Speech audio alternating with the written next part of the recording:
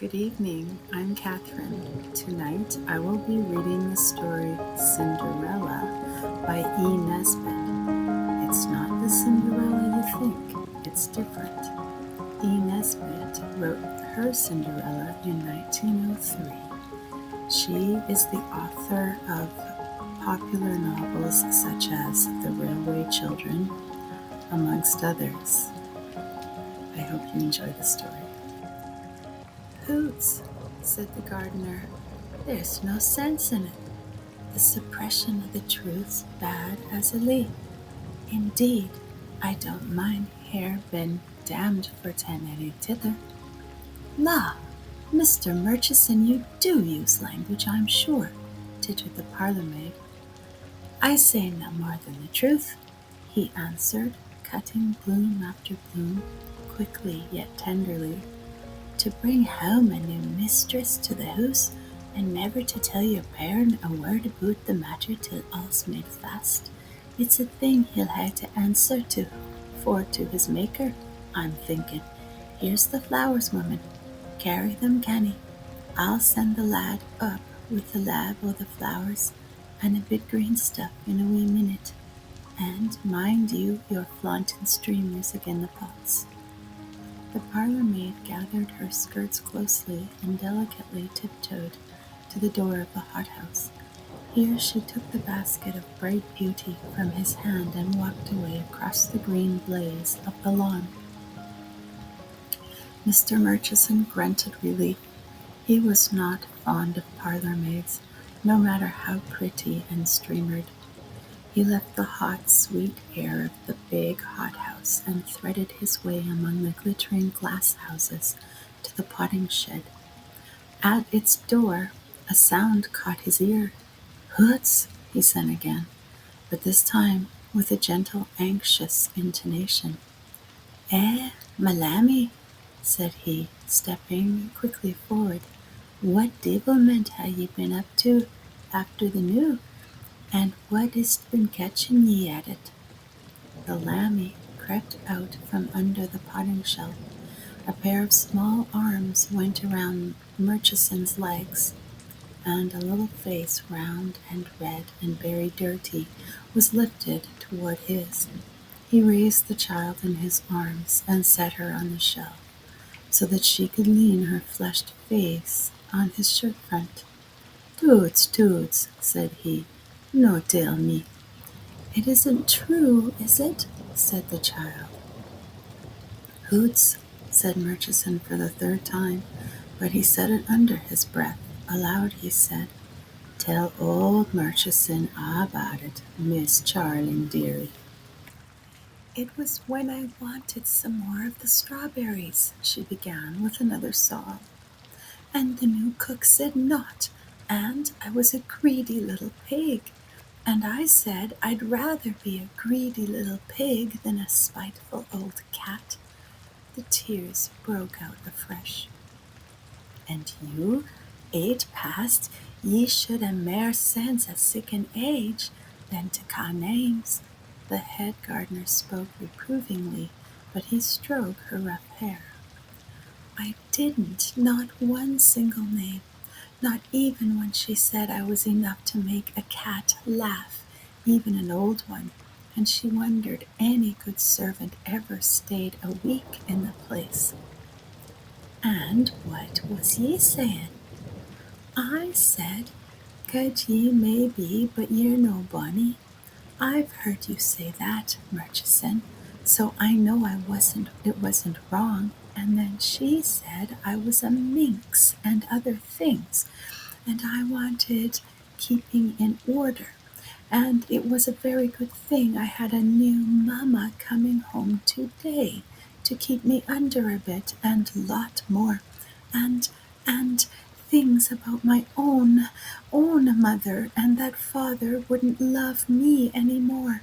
But it's not true, is it? Oh, it isn't true. She only just said it." "My lammie," he said gravely, kissing the top of the head nestled against him, "it's true that your good father would never cross ye except for your ain sake, since the day you were born. is bringing home a good wife the day, but ye mun be a woman and no cry out before you're hurted. I've been bound it's a kind, genteel lady he's got that'll love ye and make much o' ye and teach ye to sew fine, ay, and play at piano as light snow. The child's mouth tightened resentfully, but Murchison did not see it. "No, ye'll just be a douce lassie," he went on, "and say me fair, that ye'll never gie an unkind word to your father's new lady. No, promise me that, and fine I can ye'll keep to it." "No, I won't say anything unkind to her," she answered, and Murchison hugged himself on a victory, for a promise was sacred to Charling. He did not notice the child's voice as she gave it. When the tears were quite dried, he gave her a white geranium to plant in her own garden and went back to his work. Charling took the geranium with pretty thanks and kisses, but she felt it a burden nonetheless, for her mind was quite made up. When she had promised never to say anything unkind to her father's new lady, she meant to keep the promise by never speaking to her or seeing her at all. She meant to run away. How could she bear to be kept under by this strange lady who would come and sit in her own mother's place and wear her own mother's clothes, and no doubt presently burn her own mother's picture, and make Charling wash the dishes and sweep the kitchen like poor dear Cinderella in the story? True, Cinderella's misfortunes ended in marriage with a prince, but then Charling did not want to be married, and she had put little faith in princes, and besides, she had no fairy godmother. Her godmother was dead, her own mother was dead, and only father was left. And now he had done this thing, and he would not want his Charling any more.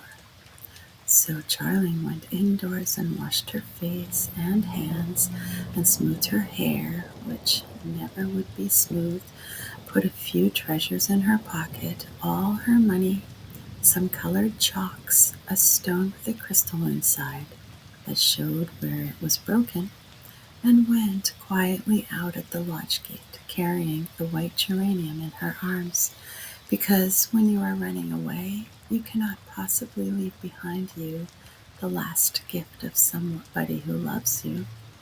But the geranium in its pot was very heavy, and it seemed to get heavier and heavier as she walked along the dry, dusty road, so that presently Charling turned through the swing gate into the field way, for the sake of the shadow of the hedge, and the field way led past the church, and when she reached the low mossy wall of the churchyard, she set the pot on it and rested. Then she said, "I think I will leave it with mother to take care of."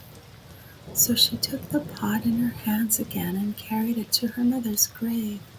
Of course, they had told Charling that her mother was an angel now, and was not in the churchyard at all, but in heaven. Only heaven was a very long way off, and Charling preferred to think that mother was only asleep under the green counterpane with the daisies on it. There had been a green coverlet to the bed in mother's room, only it had white lilac on it, and not daisies. So Charling set down the pot and knelt down beside it and wrote on it with a piece of blue chalk from her pocket, "From Charling to mother, to take care of." And then she cried a little bit more because she was so sorry for herself. And then she smelt the thyme and wondered why the bees liked it better than the white geraniums. And then she felt that she was very like a little girl in a book. And so she forgot to cry and told herself that she was the third sister going out to seek her fortune. After that, it was easy to go on, especially when she had put the crystal stone, which hung heavy and bumpy in the pocket beside the geranium pot. Then she kissed the tombstone where it said, "Helen, beloved wife of blank," and went away among the green graves of the sunshine. Mother had died when she was only 5, so that she could not remember her very well.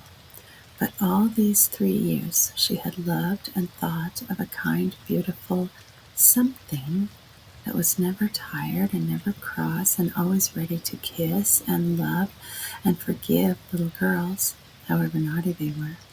And she called this something Mother in her heart, and it was for this something that she left her kisses on the gravestone, and the gravestone was warmed to her lips as she kissed it. It was on a wide, furze-covered down, across which a white road wound like a twisted ribbon, that Charling's courage began to fail her. The white road looked so very long. There were no houses anywhere, no trees. Only far away across the down she saw the round tops of some big elms. "They look like cabbages," she said to herself. She had walked quite a long way, and she was very tired. Her dinner of sweets and stale cakes from the greeny glass bottles in the window of a village shop had not been so nice as she expected. The woman at the shop had been cross because Charling had no pennies, only the 5-shilling piece Father had given her when he went away. And the woman had no change, and she had scolded so that Charling had grown frightened and had run away, leaving the big round piece of silver on the dirty little counter. This was about the time when she was missed at home, and the servants began to search for her, running to and fro like ants whose nest is turned up by a spade. A big furze bush cast a ragged square yard of alluring shade on the common. Charling flung herself down on the turf in the shadow. "I wonder what they are doing at home," she said to herself after a while. "I don't suppose they've even missed me. They think of nothing but making the place all flowery for her to see. Nobody wants me." At home they were dragging the ornamental water in the park, old Murchison directing the operation with tears running slow and unregarded down his face. Charling lay and looked at the white road. Somebody must go along it presently. Roads were made for people to go along. Then, when any people came by, she would speak to them, and they would help her and tell her what to do. "I wonder what a girl ought to do when she runs away from home," said Charling to herself. "Boys go to sea, of course, but I don't suppose a pirate would care about engaging a cabin girl." She fell a musing, however, on the probable woes of possible cabin girls and their chances of becoming admirals, as cabin boys always did in the story, and so deep were her musings that she positively jumped when a boy passing along the road began suddenly to whistle. It was the air of a comic song in a minor key, and its inflections were those of a funeral march. It went to Charling's heart. Now she knew, as she had never known before, how lonely and miserable she was. She scrambled to her feet and called out, "Hi, you boy!" The boy also jumped, but he stopped and said, "Well," though in a tone that promised little. "Come here," said Charling. "At least, of course, I mean come, if you please." The boy shrugged his shoulders and came toward her. "Well," he said again very grumpily. Charling thought, so she said, "Don't be cross. I wish you'd talk to me a little, if you are not too busy. I mean, if you please, of course." She said it with her best company manner, and the boy laughed, not unkindly, but still in a grudging way. Then he threw himself down on the turf and began pulling bits of it up by the roots. "Go ahead," said he. But Charling could not go ahead. She looked at his handsome, sulky face, his knitted brow twisted into fretful lines, and the cloud behind his blue eyes frightened her. "Oh, go away," she said. "I don't want you. Go away. You're very unkind." The boy seemed to shake himself awake at the sight of the tears that rushed to follow her words. "I say, don't you know, I say." But Charling had flung herself face down on the turf and took no notice. "I say, look here," he said. "I'm not unkind, really. I was in an awful wax about something else, and I don't understand. Oh, drop it. I say, look here, what's the matter? I'm not such a bad sort, really. Come, Kitty, what's the row?" He dragged himself on knees and elbows to her side and began to pat her on the back with some energy. "There, there," he said. "Don't cry. There's a dear. Here, I've got a handkerchief." As it happens, for Charling was feeling blindly and vainly among the colored chalks, he thrust the dingy handkerchief into her hands, and she dried her eyes, still sobbing. "That's the style," said he. "Look here, we're like people in a book. Two travelers in misfortune meet upon a wild moor and exchange narratives. Come, tell me what's up." "You tell first," said Charling, rubbing her eyes very hard. "But swear eternal friendship before you begin, and then we can tell each other's secrets that we can't tell each other's secrets to the enemy." He looked at her with a nascent approval. She understood how to play them, this forlorn child in the torn white frock. He took her hand and said solemnly, "I swear." "Your name?" she interrupted. "I, Anne, or am, swear, you know." Oh, yes, well, I, Harry Basingstoke, swear to you." "Charling," she interpolated, "the other names don't matter. I've got 6 of them." "That we will support. No, maintain eternal friendship." "And I, Charling, swear the same to you, Harry." "Why do they call you Charling?" "Oh, because my name's Charlotte, and my mother used to sing a song about Charlie being her darling, and I was her darling, only I couldn't speak properly then, and I got it mixed up into Charling." "Father says, but let's go on. Tell me your sad story, poor fellow wanderer." "My father was a king," said Harry gravely, but Charling turned such sad eyes on him that he stopped. "Won't you tell me the real, true truth?" she said. "I will you." "Well," he said, "the real, true truth is, Charling, I run away from home, and I'm going to sea." Charling clapped her hands. "Oh, so have I, so am I. Let me come with you. Would they take a cabin girl on the ship where you're going to, do you think? And why did you run away? Did they beat you and starve you at home? Or do you have a cruel stepmother or stepfather or something?" "No," he said grimly, "I haven't any step relations, and I'm jolly well not going to have any either. I ran away because I didn't choose to have a strange chap set over me, and that's all I'm going to tell you. But about you, how far have you come today?" "About 90 miles, I should think," said Charling. "At least my legs feel exactly like that." "And what made you do such a silly thing?" he said, smiling at her. And she thought his blue eyes looked quite different now, so that she did not mind his calling her silly. "You know, it's no good girls running away. They always get caught, and then they put them into convents or something." She slipped her hand confidingly under his arm and put her head against the sleeve of his Norfolk jacket. "Not girls with eternal friends, they don't," she said. "You'll take care of me now. You won't let them catch me." "Tell me why you did it, then." Charling told him at some length. "And Father never told me a word about it," she ended, "and I wasn't going to stay and be made to wash the dishes and things like Cinderella. I wouldn't stand that, not if I had to run away every day for a year. Besides, nobody wants me. Nobody will miss me."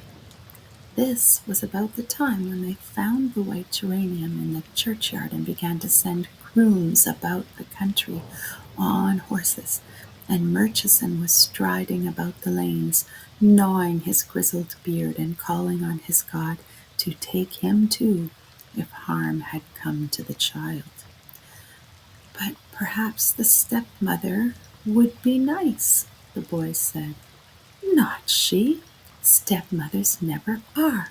I know just what she'll be like, a horrid old hag with red hair and a hump." "Then you've not seen her?" "No. You might have waited till you had." "It would have been too late then," said Charling tragically. "But your father wouldn't have let you been treated unkindly, silly."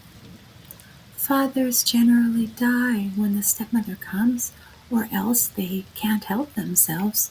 You know that as well as I do." "I suppose your father is a good sort?"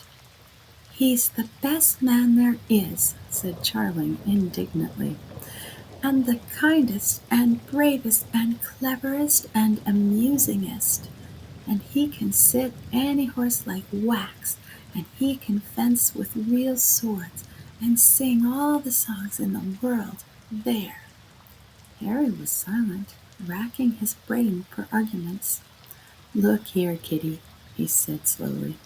"If your father's such a good sort, he'll have more sense than to choose a stepmother who wasn't nice. He's a much finer chap than the fathers in fairy tales. You never read of them being able to do all the things your father can do." "No," said Charling, "that's true.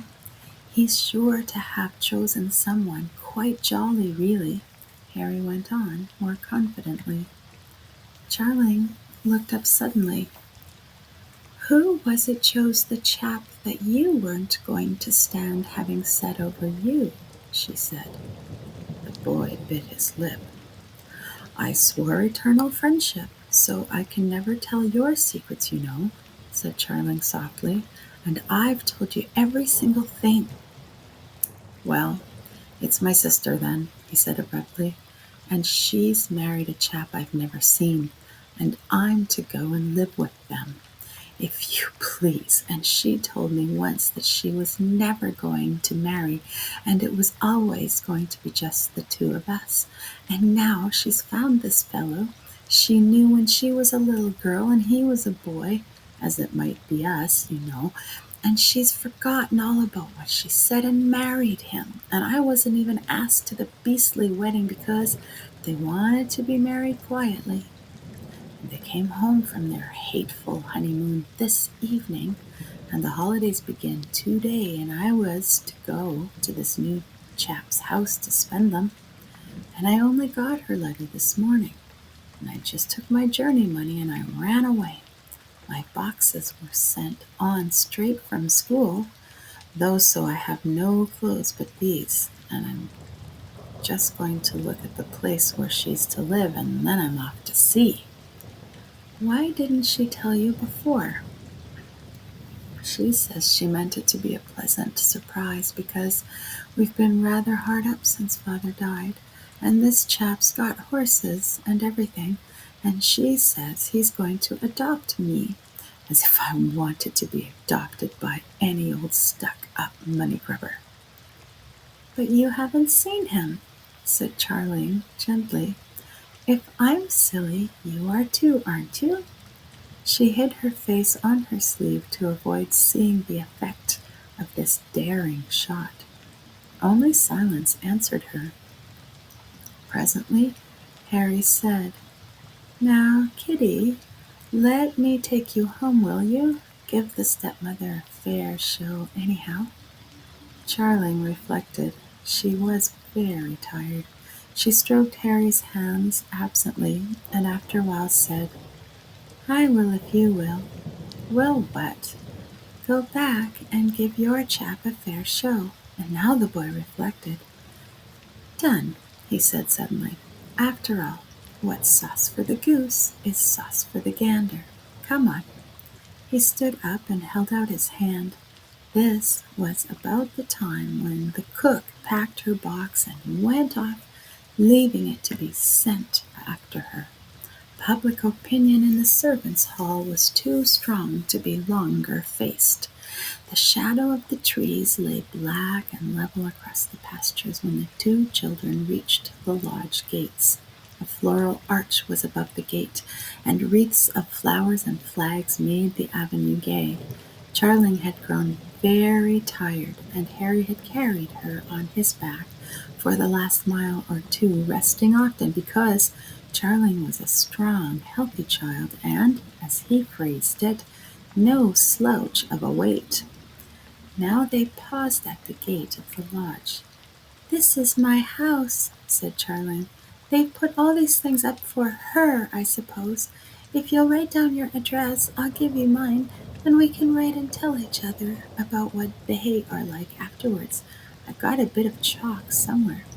She fumbled in the dusty confusion of her little pocket, while Harry found the envelope of his sister's letter and tore it in two. Then, one on each side of the lodge gate-post, the children wrote slowly and carefully for some moments. Presently they exchanged papers, and each read the words written by the other. Then suddenly both turned very red. "But this is my address," said she.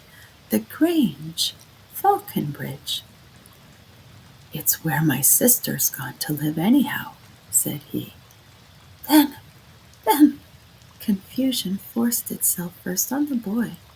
"What a duffer I've been! It's him she's married." "Your sister?" "Yes." "Are you sure your father's a good sort?" "How dare you ask?" said Charling. "It's your sister I want to know about." "She's the dearest old darling," he cried. "Oh, Kitty, come along. Run for all you're worth, and perhaps we can get in the back way and get tidied up before they come, and they need never know." He held out his hand. Charling caught at it, and together they raced up the avenue. But getting in the back way was impossible, for Murchison met them full on at the terrace, and Charling ran straight into his arms. There should have been scolding and punishment, no doubt, but Charling found none. And now, who so sleek and demure as the runaways, he in Eton jacket and she in spotless white muslin, when the carriage drew up in front of the hall, amid the cheers of the tenants and the bowing of the orderly, marshalled servants. And then a lady, pretty as a princess in a fairy tale, with eyes as blue as Harry's, was hugging him and Charling both at once, while a man whom Harry at once owned to be a man stood looking at the group with the grave, kind eyes. "We'll never, never tell," whispered the boy. "The servants have been sworn to secrecy by Murchison." Charling whispered back, "Never, as long as we live." But long before bedtime came, each of the runaways felt that concealment was foolish in the face of the new circumstances, and with some embarrassment, a tear or two, and a little gentle laughter, the tale was told. "Oh, Harry, how could you?" said the stepmother, and went quietly out by the long window with her arm round her brother's shoulders. Charling was left alone with her father. "Why didn't you tell me, father?" "I wish I had, childie. But I thought, you see, I was going away. I didn't want to leave you alone for a fortnight to think all sorts of nonsense, and I thought my little girl could trust me." Charling hid her face in her hands. "Well, it's all right now. Don't cry, my girlie." He drew her close to him. "And you'll love Harry very much." "I will. He brought you back." "And I'll love her very much. So that's all settled," said Charling cheerfully. Then her face fell again. "But, Father, don't you love Mother any more? Cook said you didn't." He sighed and was silent. At last he said, "You are too little to understand, sweetheart. I have loved the lady who came home today all my life long, and I shall love your mother as long as I live. Cook said it was like being unkind to Mother. Does Mother mind about it really?"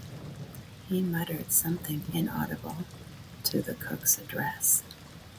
"I don't think either of them mind, my darling Charling," he said. "You cannot understand it, but I think they both understand." The end. Good night.